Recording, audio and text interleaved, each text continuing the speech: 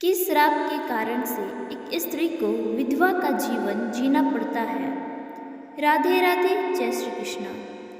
किस पाप के कारण स्त्री समय से पहले ही विधवा हो जाती है।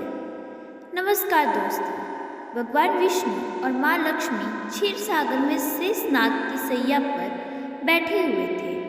तब माता लक्ष्मी के मन में जिज्ञासा हुई और उन्होंने भगवान विष्णु से प्रश्न किया, हे प्रभु, किस कारण से एक स्त्री समय से पहले विधवा होती है? ऐसा वह कौन सा पाप है जो एक पतिव्रता नारी को भी विधवा बना डालता है?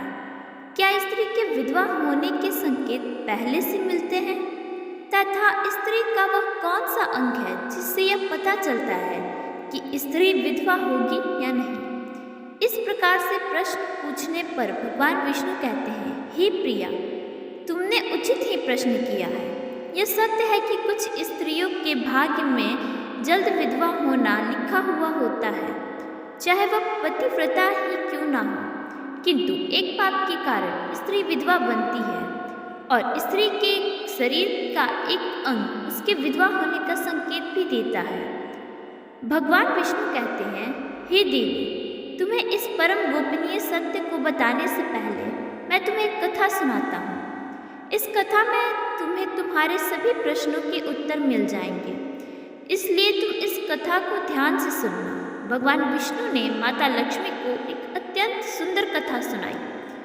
इस कथा के माध्यम से भगवान ने समस्त मानव जाति के कल्याण के लिए कई महत्वपूर्ण उपदेश दिए हैं, इसलिए आप इस कथा को पूरा जरूर सुनें। इस कथा को आधा अधूरा सुनना पाप माना जाता है। तो चलिए शुरू करते हैं। एक समय की बात है, मध्य देश में एक अत्यंत धनवान सेठ रहा करता था। उसका एक पुत्र और 3 पुत्रियां थीं। उसके तीनों पुत्रियों का विवाह अच्छे और धनवान घर में हो गया था, किंतु सेठ की एक पुत्री को दुर्भाग्य का सामना करना पड़ा। उसकी एक पुत्री विवाह के कुछ ही वर्षों के बाद विधवा हो गई और अत्यंत दुख में जीवन बिताने लगी। उस विधवा स्त्री का नाम था सुकन्या। सुकन्या अत्यंत सुंदर, गुणवान और पतिव्रता नारी थी, किंतु उसके भाग्य में जो अशुभ लिखा हुआ था वही उसके साथ घटित हो गया। सुकन्या के पति ने विवाह के समय केवल सुकन्या का सुंदर रूप और उसके पिता की धन संपत्ति देखी थी, जिस कारण से उसे भी जल्द ही शरीर का त्याग करना पड़ा। बचपन से ही सुकन्या के शरीर के अंगों पर उसके विधवा होने के लक्षण दिखाई दे रहे थे, लेकिन किसी ने उस पर ध्यान नहीं दिया था। सुकन्या के पिछले जन्म के कर्मों के कारण उसे इस जन्म में विधवा होना पड़ा था। भगवान विष्णु कहते हैं, हे देवी, अब मैं तुम्हें सुकन्या के पूर्व जन्म की कहानी सुनाता हूँ, उसे तुम ध्यान से सुनो। सुकन्या का पिछले जन्म में एक ब्राह्मण के घर पर जन्म हुआ था। उसका नाम कलावती था। वह ब्राह्मण राजा को अति प्रिय था, जिस कारण से ब्राह्मण के घर धन धान्य से भरा हुआ था। उसके पास बहुत सारी धन संपत्ति थी, जिससे ब्राह्मण बहुत ही उन्मत्त और गर्वविष्ट बन गया था। वह ब्राह्मण अपनी पुत्री कलावती से बहुत प्रेम करता था, क्योंकि वह उसकी इकलौती पुत्री थी। कलावती बहुत ही सुंदर थी और पिता के लाड प्यार से वह बिगड़ चुकी थी। उसके पिता उसकी हर इच्छा को पूर्ण करते थे, उसे कभी किसी चीज़ की कमी नहीं पड़ने दी। कलावती ने अपने जीवन में कभी दुख नहीं देखा था और उसे अपनी सुंदरता पर अत्यधिक घमंड था। फिर जब कलावती जवान हुई तो उसके पिता ने उसका विवाह करने का सोचा, लेकिन उसकी एक शर्त थी कि कलावती से विवाह जो भी करेगा वह उसके साथ उसके पिता के घर में रहेगा, अर्थात घर जमाई बनकर रहेगा। ब्राह्मण ने अपने सभी रिश्तेदारों को यह बात बता दी और चारों तरफ यह बात फैल गई। कई विद्वान और ज्ञानी पंडित कलावती के घर पर उसे देखने के लिए आए, लेकिन कलावती ने किसी को भी पसंद नहीं किया। कलावती ने कई विद्वान ब्राह्मणों को अपमानित करके घर से बाहर निकाल दिया। फिर एक दिन एक अत्यंत सुंदर ब्राह्मण भिक्षा मांगने के लिए कलावती के घर पर आया। उसे देखकर कलावती उस पर मोहित हो गई और अपने पिता से कहने लगी कि वह उसी भिखारी ब्राह्मण से विवाह करेगी। यह सुनकर कलावती के पिता ने भी स्वीकृति दे दी और उस भिक्षुक ब्राह्मण को कलावती से विवाह करने के लिए पूछा, तो उस भिक्षुक ब्राह्मण ने भी हाँ कर दिया और फिर कलावती और उस ब्राह्मण का विवाह संपन्न हुआ। कलावती विवाह के समय बहुत प्रसन्न थी। उसे उसका मनपसंद जोड़ीदार मिल चुका था। विवाह के बाद कुछ दिनों तक कलावती अपने पति के साथ बड़े प्रेम से रहने लगी और उसकी सेवा करने लगी। लेकिन कुछ ही दिन बीतने के बाद कलावती ने अपने असली रंग दिखाना शुरू कर दिया। कलावती अपने पति को नौकर की तरह समझने लगी। उसकी आज्ञा का पालन करने की जगह उस पर ही आज्ञा देने लगी। कलावती अपने पति को भी उसके नाम से बुलाने लगी। खुद अपने पति के पैर दबाना छोड़कर अपने पति से ही खुद के पैर दबाने लगी। कलावती स्वेच्छाचारिणी थी। वह पति को बिना बताए ही घर से बाहर चली जाती। कभी पति कोई बात नहीं मानती थी। पति से पहले ही भोजन करती थी। किसी भी धार्मिक कार्य में पति के साथ नहीं बैठती थी और अकेले ही मौज करती थी। अपनी पत्नी के ऐसे व्यवहार को देखकर कलावती का पति बहुत दुखी रहने लगा। उसने कलावती को बहुत समझाने की कोशिश की, लेकिन वह कभी नहीं मानी। कलावती अपनी ही मनमानी करती रहती थी।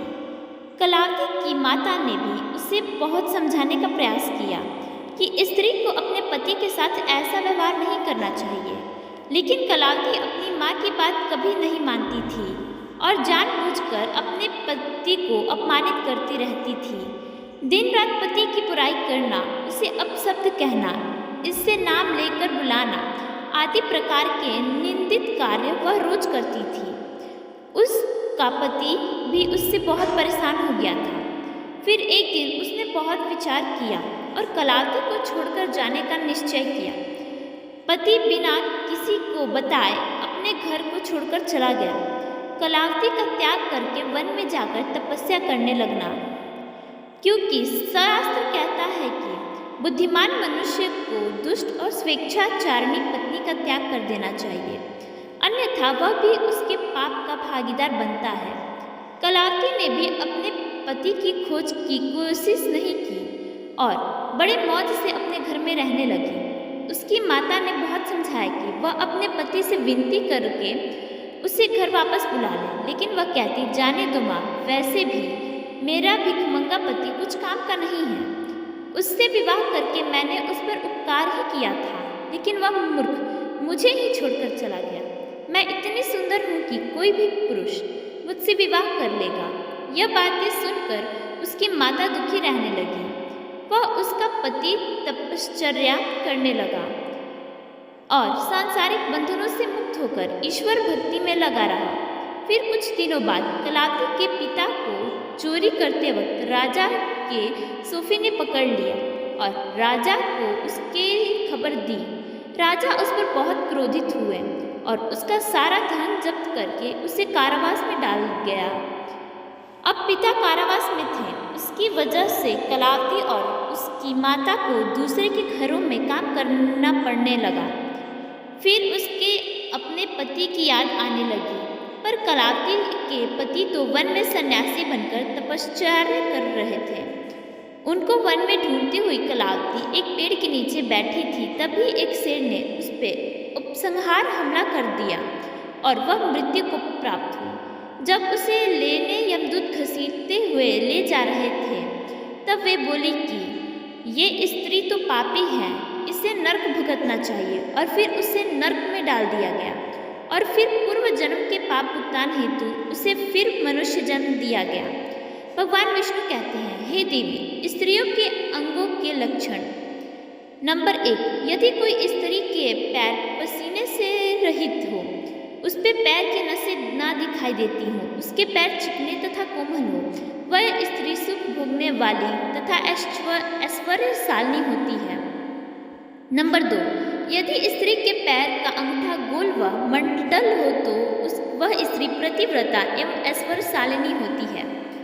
यदि स्त्री के पैर के अंगूठे की नस दिखाई देती है तो वह दुर्भाग्य से युक्त व्यभिचारिणी होती है। नंबर 4, छोटे अंगूठे वाली स्त्री कलेश करने वाली और दुख भोगने वाली होती है।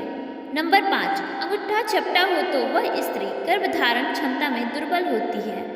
नंबर 6, यदि किसी स्त्री के पैर की उंगली अंगूठे से भी बड़ा हो तो वह स्वच्छंद, कामचारिणी तथा अनेक पुरुष से संबंध बनाने वाली होती है। नंबर 7, किसी स्त्री की उंगलियां परस्पर मिलती हो, एक दूसरे से करीब हो, उंगलियां गोल सीधी हो और नाखून पतले और छोटे हो तो वह ऐश्वर्यशालिनी होती है। नंबर 8, किसी स्त्री का अंगूठा बहुत बड़ा हो, आगे की उंगलियां गोल हो, नाखून टेढ़े मेढ़े हो, अंगूठे की नस दिखाई देती हो तो उस स्त्री के विधवा होने का योग्य बनते हैं। नंबर 9, किसी स्त्री की एड़ियां टेढ़ी हो तो वह मृत्यु प्रार्थ दुख भोगने वाली होती है। नंबर 10, स्त्री के पैर मांस सहित हो तो वह ससुराल के भाग्य को नष्ट करने वाली रहती है। नंबर 11, अनामिका उंगली बाकी उंगलियों से छोटी हो तो वह स्त्री कलह करने वाली और घर के वातावरण को असहनीय बनाने वाली होती है। नंबर 12, अगर मध्यमा उंगली ज़्यादा लंबी हो तो वह विवाह करने योग्य नहीं होती है। नंबर 13, यदि कोई पैर पटक पटक के चलती हो और आवाज़ करती हो तो वह पति का विनाश करने वाली होती है। जो स्त्री अपने पति का अपमान करती है, पति से नाम लेकर बात करती है, उससे पहले भोजन करती है, इसके विधवा होने का योग्य बनता है।